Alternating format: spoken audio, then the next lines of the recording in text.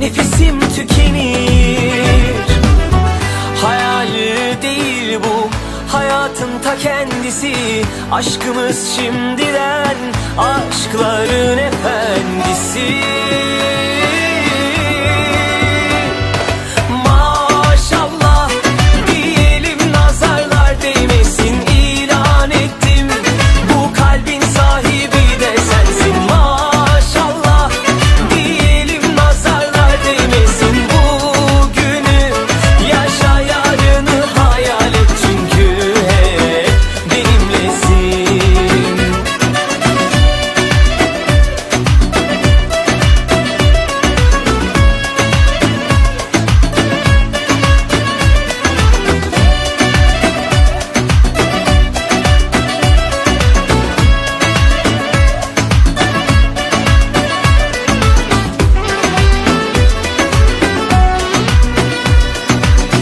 Ne kadar güzelsin, doyamam bakmalara. Sen benim her şeyimsin, sığdıramam sayfalara. Yaz yaz, kalemim tükenir.